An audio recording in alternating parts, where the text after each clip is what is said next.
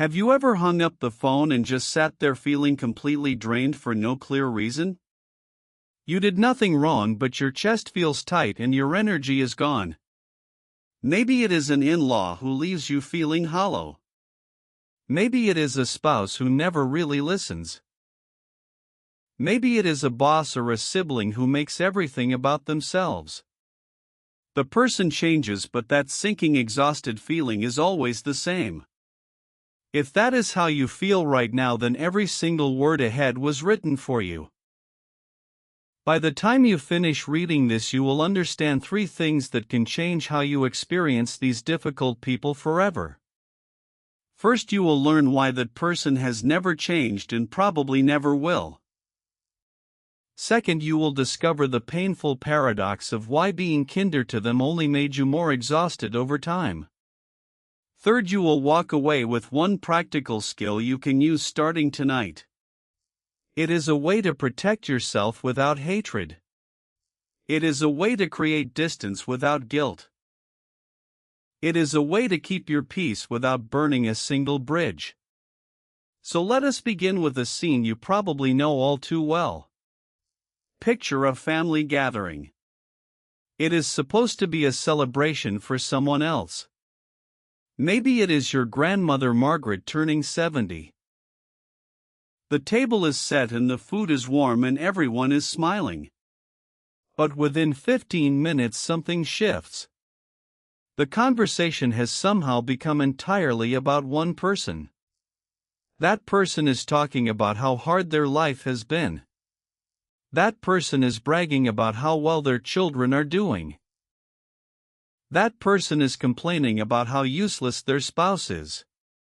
Nobody asked for any of this information, but it keeps flowing like a river that never finds the sea. Someone at the table tries to change the subject. They mention a trip they are planning or a promotion they received. For a brief moment, the spotlight moves. But within seconds, that person pulls the conversation right back to themselves. It is almost impressive how smoothly they do it. You could set a timer and predict exactly when the topic will circle back to their life, their struggles, their achievements, their grievances. Now move this same pattern into the workplace. There is always that one person in every office who turns every meeting into a stage for their personal monologue. A younger colleague finally works up the courage to share an idea. Before they can even finish the sentence, that person cuts in. They say something like, "Oh, I tried that years ago and it does not work." A coworker mentions they are going through a tough time. The response from that person is always the same script. "Back in my day, we did not have the luxury of complaining. We just pushed through no matter what." The message underneath those words is always identical. Your pain is not valid because mine was worse. Your experience does not matter because mine matters more. Now here is the strange part. These people are not teenagers. They are not children throwing tantrums on a playground. They are 40 years old. They are 50 years old. Sometimes they are 60 or 70. They have gray hair and reading glasses and retirement plans. But when you sit across from them and actually listen to the way they communicate, it feels exactly like talking to a very small child who cannot see past their own nose. You know at least one person like this.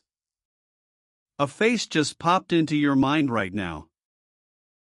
A clinical psychologist named Dr. Rachel Whitfield spent over 3 decades studying and counseling people who fit this exact pattern. Dr. Whitfield is known worldwide for her research, and her best-selling book has sold more than 1.5 million copies across dozens of countries. In that book, she gives these people a specific name. She calls them emotionally immature adults. The definition is simple but powerful. These are people whose bodies grew up completely. They aged and got taller and developed wrinkles and earned degrees and built careers. But their emotional development, their capacity for empathy and genuine connection got stuck somewhere in childhood. Something in their inner world stopped growing while everything on the outside kept moving forward. Dr. Whitfield emphasizes one detail that makes this pattern especially difficult for the people around them. Most emotionally immature adults have absolutely no idea that they are emotionally immature. They go through their entire lives completely unaware of the damage they leave behind in every conversation and every relationship. They genuinely believe they are reasonable people. They sincerely think they are great parents or devoted spouses or caring friends. This lack of self-awareness is not an act. It is not manipulation in the traditional sense. It is a true blind spot. And because they cannot see it, the people closest to them are the ones who pay the price. That means you. That means me. That means anyone who has ever tried to love or work with or live alongside someone whose emotional age does not match the number on their birth certificate. This is why you feel so drained. Not because you are weak. Not because you are too sensitive. But because you have been trying to have an adult relationship with someone who is emotionally operating at the level of a young child. And that is exhausting in a way that is very hard to explain to anyone who has not lived it. So let us look at the first major signal that you are dealing with an emotionally immature adult. This is the pattern of needing to be the center of attention at all times, no matter the situation. When you talk to someone like this, you will notice something odd happening. You start telling them about something difficult in your life. Maybe you lost a friend. Maybe you are struggling at work. Maybe your health has not been great. You open up because you trust them or because you simply need someone to listen. They nod for about 2 minutes. They say, "Oh, that sounds rough."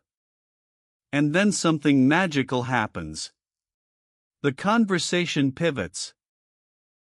Somehow your story about your struggle transforms into their story about their struggle. Your grief becomes a launching pad for their autobiography. Within 5 minutes, you cannot even remember what you were originally talking about because the entire emotional space has been consumed by their narrative. A psychology researcher at a major university named Dr. James Calloway dedicated his career to studying this exact personality trait. His work has been cited thousands of times by other researchers and clinicians around the world. Dr. Calloway found something crucial in his studies. People with strong self-centered tendencies carry an unquenchable thirst for attention and validation. This thirst does not weaken as they age. It does not fade with maturity or experience. If anything, it gets stronger because the older they get, the fewer people are willing to challenge them on it. Think about it this way. When a 3-year-old child throws a tantrum in a grocery store because they want a candy bar, we understand what is happening. The child has not yet developed the emotional tools to manage disappointment. They cannot regulate their feelings, so they scream and cry because that is the only strategy they know. Now imagine that same emotional pattern but wrapped inside an adult body. The screaming becomes guilt trips. The crying becomes passive-aggressive silence. The tantrum becomes a dramatic exit from a family dinner. The demand for candy becomes a demand for constant praise. The mechanism is identical. The packaging is just more sophisticated. These people have had decades to refine their methods. They know exactly which words will make you feel guilty. They know exactly which facial expressions will make you second-guess yourself. They know how to make a room full of people feel uncomfortable without ever raising their voice. Watch what happens when someone else gets attention in their presence. A nephew graduates with honors and the family is celebrating. That person's face darkens almost imperceptibly. Within moments, they steer the conversation toward their own child's accomplishments from 15 years ago. A colleague receives an award at work. That person suddenly remembers an urgent story they need to tell right now that has nothing to do with the celebration. Even at events that are explicitly about other people like weddings or funerals or birthday parties, they find a way to make themselves the main character. It is as if existing in a room where they are not the focus causes them genuine physical discomfort. They do not do this because they are evil. They do it because somewhere deep inside they learned that their worth depends entirely on being seen. If no one is looking at them, they feel like they are disappearing. And that terror of invisibility drives everything they do. Here is a small test you can try. After your next interaction with this person, ask yourself one simple question. What did I actually say during that conversation? If you cannot remember because the entire exchange was dominated by their voice, their stories, their complaints, and their opinions, then you have your answer. You were not a participant in that conversation. You were an audience member. You were there to watch their one-person show, and your only role was to nod and listen and validate. That is not a relationship. That is a performance. And you have been buying tickets to that show for far too long.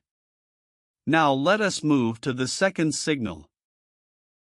This one cuts deeper and it hurts more because it strikes at the heart of what we most need from the people closest to us. The second signal is a fundamental inability to offer genuine empathy. Before we go further, let me clarify something important. When I say someone lacks empathy, I do not mean they are cold or robotic or visibly cruel. In fact, many emotionally immature adults are quite charming on the surface. They can be funny and warm and generous with strangers. They might be the life of the party. They might be the neighbor everyone loves. They might be the coworker who always brings snacks to the office. But there is a critical difference between surface-level friendliness and deep emotional empathy. Surface-level friendliness costs nothing. It requires no vulnerability.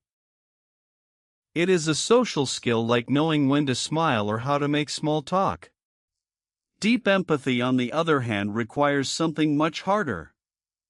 It requires the ability to temporarily set aside your own feelings and truly enter someone else's emotional world. It means sitting with someone's pain without trying to fix it, minimize it, or redirect it back to yourself. And this is exactly where emotionally immature adults fail every single time. Let me give you an example that might sound painfully familiar. A young woman named Sarah had been struggling for months. She was overwhelmed with work and motherhood, and she had not been sleeping well. Her anxiety was getting worse. She finally decided to talk to her mother-in-law about it. This was not easy for Sarah. She had spent weeks going back and forth about whether to say anything at all. She knew it was a risk. But she was desperate for some warmth, some understanding, some sign that someone in the family saw her pain. She sat down with her mother-in-law one afternoon and carefully chose her words. She explained that she was feeling burned out. She said her body was tired and her mind was heavy. She asked for nothing specific. She just needed to be heard. Her mother-in-law listened for about 30 seconds. Then she responded. And the first words out of her mouth were not "oh sweetheart" or "tell me more" or "how can I help." The first words were, "kids these days are all like this." Back in our time, we did not have the luxury of feeling overwhelmed. We just got on with it. In one sentence, every ounce of courage Sarah had gathered was crushed. Her pain was dismissed. Her vulnerability was punished. And the unspoken message was crystal clear. You are weak for feeling this way, and I am strong for never admitting that I did. Here is another example. A man named David had just been let go from his job. It was sudden and humiliating. He had given that company 7 years of his life. He came home shaken and told his father what happened. He was not looking for advice. He was not asking for a lecture. He just needed his dad to say something like, "I am sorry, son, that must be really hard." Instead, his father's first reaction was, "I told you not to work there. I knew that company was no good.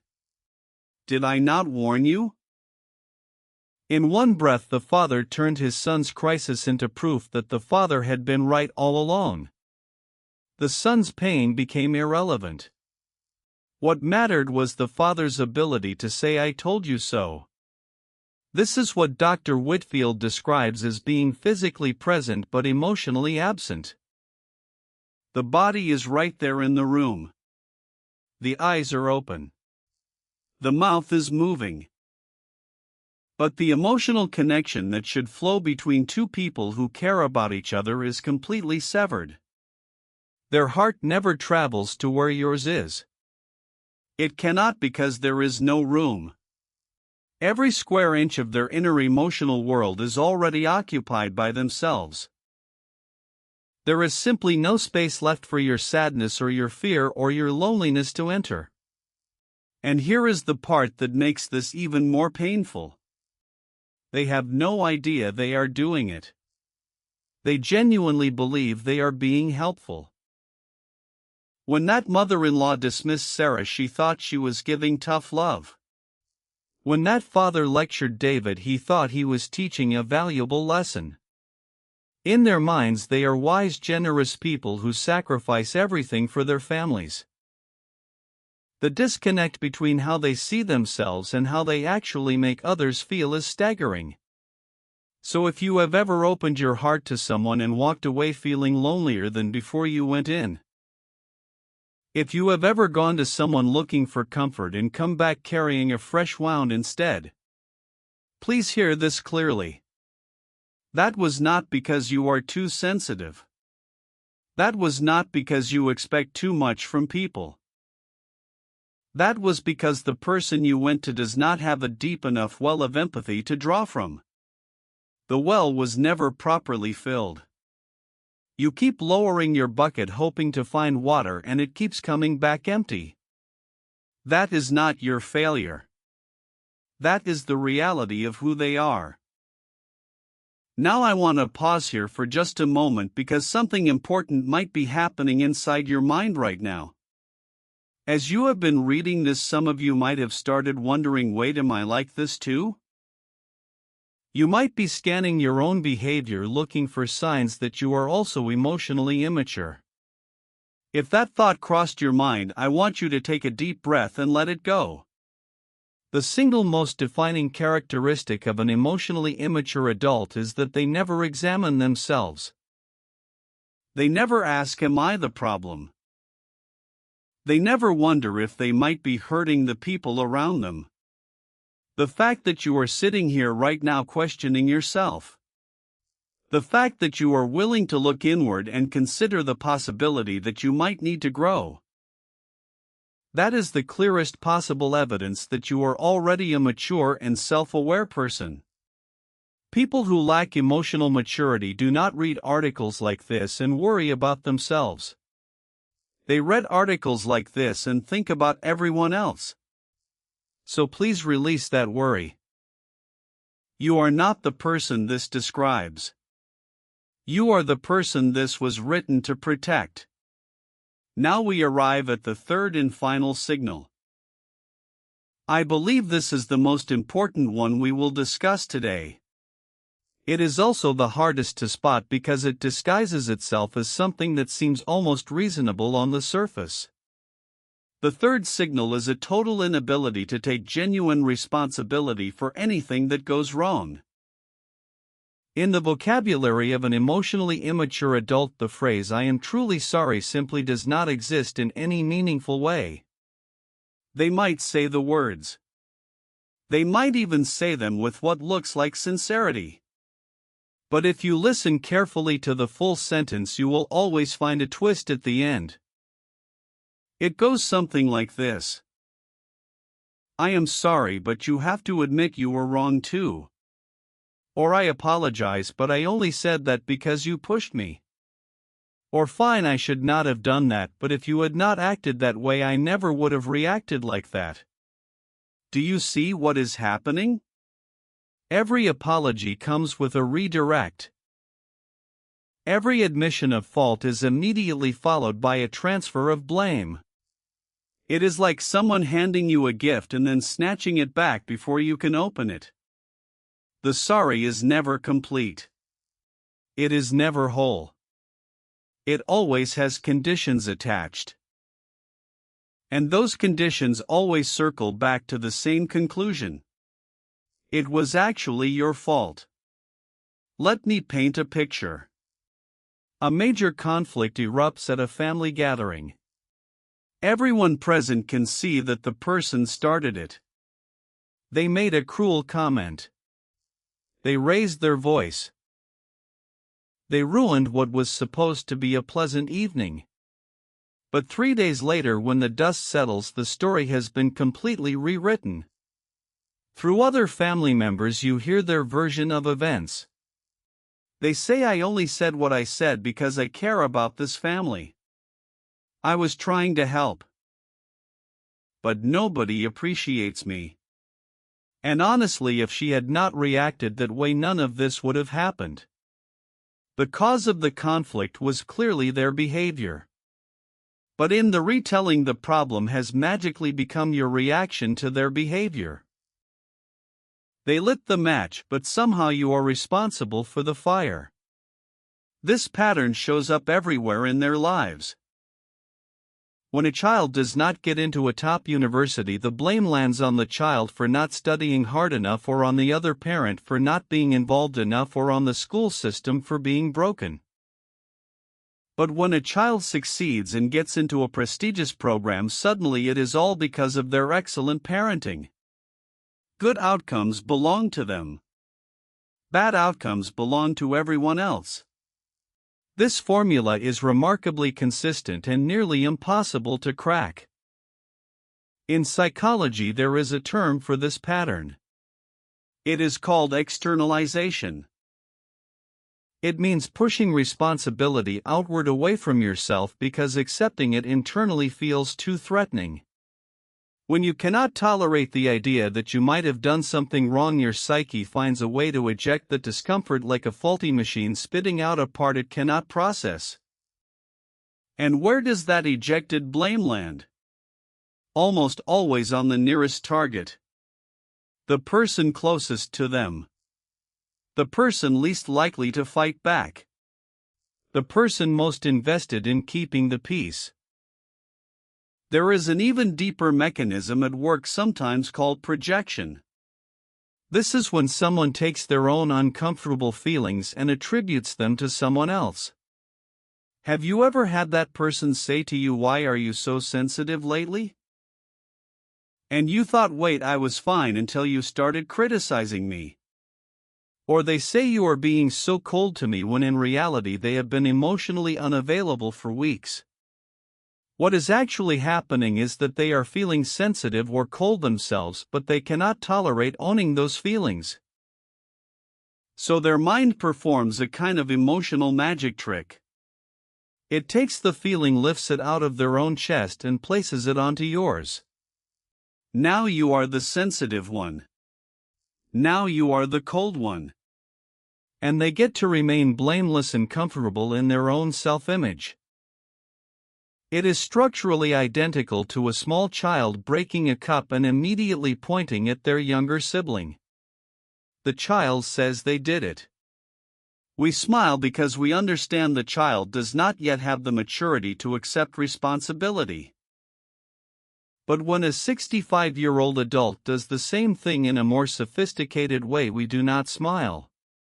We just absorb the blow. And over time, those blows add up. The arrows of blame always fly toward the people nearest to them.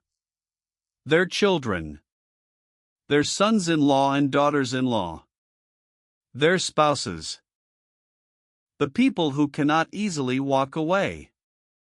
The people who love them too much to fight back.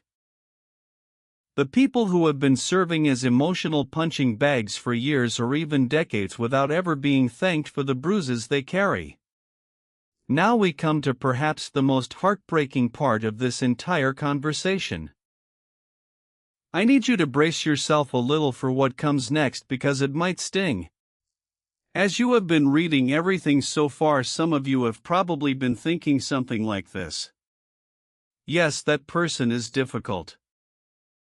But at least things have stayed somewhat stable because I have been so patient and kind and accommodating. Some of you might also be thinking, if I just hold on a little longer, surely they will eventually change. If I keep being the bigger person, they will see it someday and appreciate me. I need to share a very heavy truth with you right now. All of that patience and kindness and sacrifice you have poured into this relationship over the years. All those times you bit your tongue and swallowed your feelings. All those moments you chose peace over confrontation.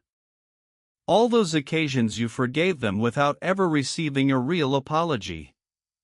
There is a very strong possibility that all of that love and tolerance actually helped keep them stuck in their immaturity. In psychology, this phenomenon has a name. It is called enabling. Enabling means unintentionally supporting someone's harmful behavior by absorbing the consequences so they never have to face them. You did not set out to do this. Your intentions were beautiful. You were trying to keep the family together. You were trying to be respectful. You were trying to be the adult in the room. But here is what happened from their perspective. Every time you did not push back when they crossed a line, they learned that crossing lines has no consequences. Every time you took responsibility for a problem they created, they learned that someone else will always clean up their mess. Every time you excused their behavior because they are older or because that is just how they are, they learned that age and habit are permanent shields against accountability. This learning did not happen once. It happened hundreds of times over years and decades. And each time it happened, the lesson was reinforced a little more deeply. The neural pathways of entitlement grew a little stronger. The expectation that they can behave however they want without facing repercussions became a little more cemented. Your warm, patient, enduring love became the strongest pillar holding up their emotional immaturity. I need you to understand that I am not saying this to make you feel guilty. I am saying the exact opposite.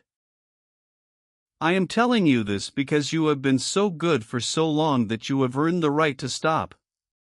You have earned the right to set down the weight you have been carrying for someone who never once helped you lift it. You have earned the right to redirect all that beautiful energy you have been spending on a person who cannot receive it and point it somewhere it will actually make a difference. Your own life. So what do we do now? This is the question that hangs in the air after everything we have discussed.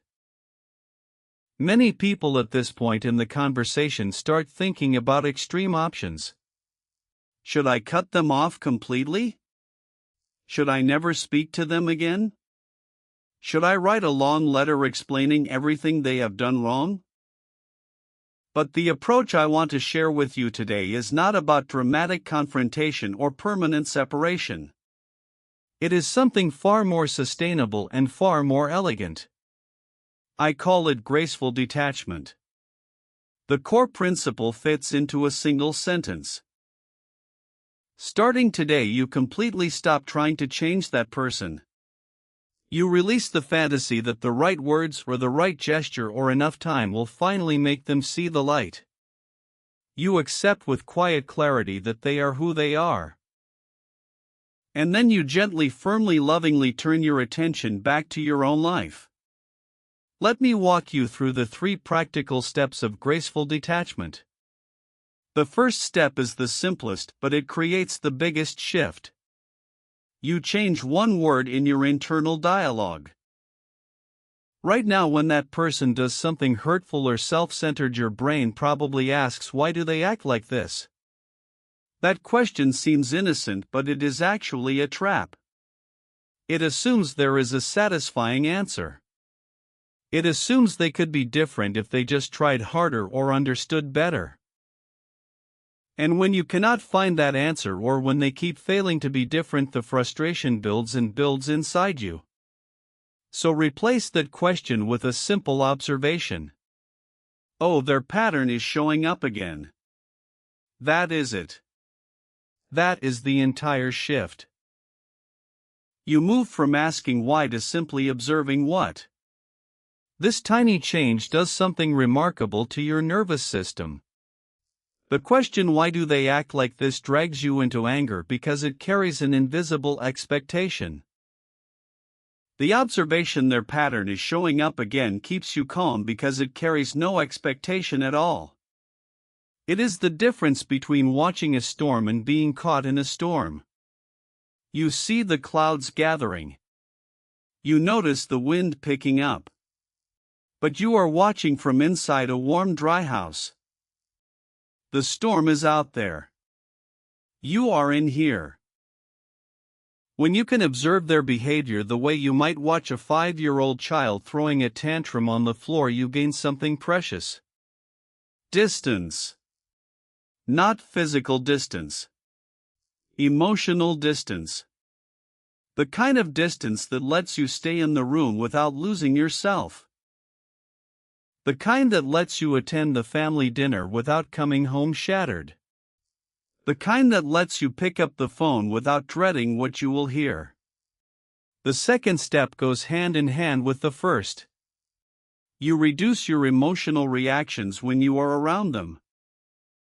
Emotionally immature people feed on the emotional responses of others. This is not a metaphor. It is a well-documented psychological pattern. When you get angry, they feel energized because your anger proves they have power over you. When you cry, they press harder because your tears confirm they are in control. When you try to explain yourself or convince them to see your perspective, they take mental notes on your vulnerabilities and store them for later use. This is not necessarily conscious or calculated. It is instinct. It is what they have been doing their entire lives. So the most effective response is not to fight back, and it is not to agree with them. It is to give them almost nothing to work with. Think of a calm river. A small stone drops into the water. There is a tiny ripple that spreads out for a moment, and then the surface is smooth again. That is what your responses should feel like. Oh, I see. You could be right about that. Sure, I understand. These phrases are your new tools. Say them without sarcasm. Say them without hidden meaning. Say them the way you might respond to a stranger telling you about the weather. Pleasant. Neutral. Forgettable. Do not try to make a point. Do not try to teach them a lesson. Do not try to win an argument. Every attempt to engage deeply with an emotionally immature person is like throwing good money after bad. You will never get a return on that investment. So stop investing. Save your emotional capital for the people and pursuits that actually nourish you.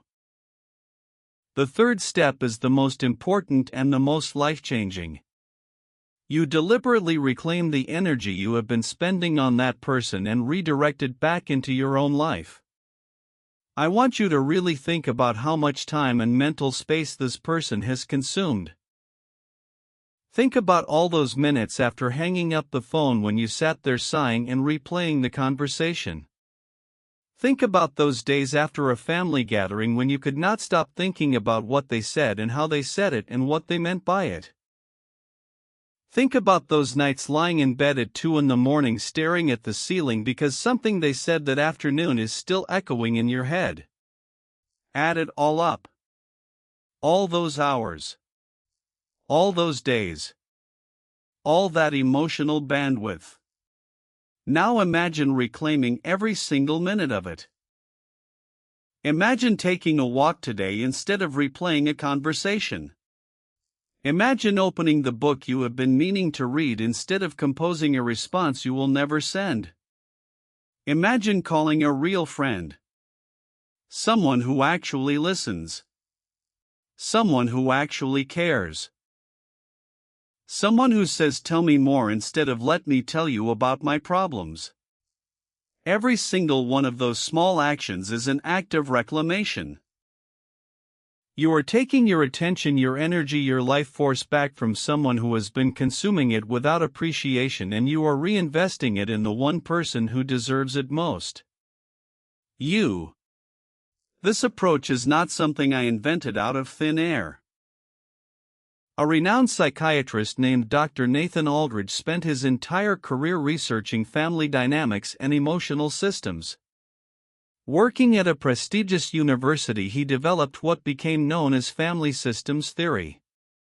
At the heart of his work was a concept he called self-differentiation. Self-differentiation means the ability to remain emotionally centered and stable even when the people closest to you are in emotional turmoil. It means that when someone is angry at you, their anger does not automatically become your anger. When someone is anxious around you, their anxiety does not automatically become your anxiety. You can be in the same room with someone who is falling apart emotionally and still maintain your own inner equilibrium. Dr. Aldridge concluded after decades of research that our mental health is largely determined by our level of self-differentiation. The higher your self-differentiation, the less power other people's emotional chaos has over you. The lower it is, the more you get swept up in every storm that blows through your relationships. This means the real work is not about changing the other person. It has never been about changing them. The real work is about building your own emotional core so strong and so grounded that it does not matter what they do or say. They can rage. They can guilt trip. They can play the victim. They can rewrite history. And you can stand there calm and clear and unmoved. Not because you are cold. Not because you have stopped caring. But because you have finally learned where you end and where they begin. And here is the hopeful part. Self-differentiation is not something you are born with or without. It is a skill. It can be practiced. It can be strengthened. It can grow over time like a muscle that gets stronger with use. The 3 steps we just discussed are exactly how you begin that training. Every time you observe their pattern without asking why, you are building that muscle. Every time you respond with calm neutrality instead of emotional intensity, you are building that muscle. Every time you choose to invest your energy in your own life rather than in a fruitless attempt to change them, you are building that muscle. It will not happen overnight. There will be days when you slip back into old patterns. There will be moments when their words cut through your defenses and you find yourself angry or hurt all over again. That is normal. That is human. Do not punish yourself for it. Just notice it. Take a breath. And gently return to center. Over time, the slips will become less frequent. The recovery will become faster. And one day you will realize that you sat through an entire dinner with that person and came home feeling fine. Not angry. Not drained. Just fine. And that will be the moment you know that something fundamental has changed inside you. There is one final thing I want to leave you with tonight. I want you to think about all the time you spent trying not to hate that person. All the energy you poured into understanding them and forgiving them and giving them yet another chance. All those nights you lay awake not because of what they did but because of how much it hurt that they could not see what they were doing. I want you to know that none of that was wasted and none of it was weakness. Only a truly warm and caring person could have held on that long. Only someone with a genuinely big heart could have kept reaching out to someone who kept pulling away. Only someone with real emotional depth could have spent years trying to build a bridge to someone who did not even know they were standing on the other side of a canyon. Your patience was not foolishness. It was love. But love without boundaries eventually becomes self-destruction. And you have been walking that line for long enough. It is time now to turn that warmth in a new direction. Not toward the person who cannot receive it. Toward yourself. Toward the tired, devoted, resilient person who has been propping up someone else's emotional immaturity for years without ever stopping to ask who is going to take care of me? You are going to take care of you. Starting now. Do not wait for that person to become the adult you need them to be. That is not within your power and it never was. What is within your power is this. You can grow your own inner adult. You can build the part of yourself that stays steady when they try to shake you. You can strengthen the part that hears their words and lets them pass through without sticking. You can nurture the part that knows your worth does not depend on their approval or their opinion or their version of events. That inner adult is not something you find. It is something you build. And you build it one moment at a time. One calm response at a time. One reclaimed evening at a time. One peaceful night of sleep at a time. Before you close your eyes tonight, I want you to say one sentence to yourself. Say it quietly. Say it like you mean it. I will no longer hold up the weight of that person's immaturity. Just that one line. Hold it in your mind as you drift off. Let it be the last thought of today and the first thought of tomorrow. Because when you wake up with that sentence still echoing in your chest, something small but real will have shifted. You will not be a completely different person by morning. But you will be a slightly freer one. And slightly freer today becomes noticeably freer next week. And noticeably freer next week becomes genuinely peaceful next month. And genuine peace is something you deserve. Not because you earned it through more suffering, but because you have already suffered enough. You do not need anyone's permission to protect your peace. You do not need to justify your boundaries to anyone. You do not need to explain why you are no longer willing to absorb someone else's emotional chaos. You just need to decide. And deciding starts with one sentence and one night and one small brave choice to stop pouring your life into a cup that has a hole in the bottom. The cup will never fill no matter how much you pour. So pour into your own cup instead. It has been waiting for you this whole time.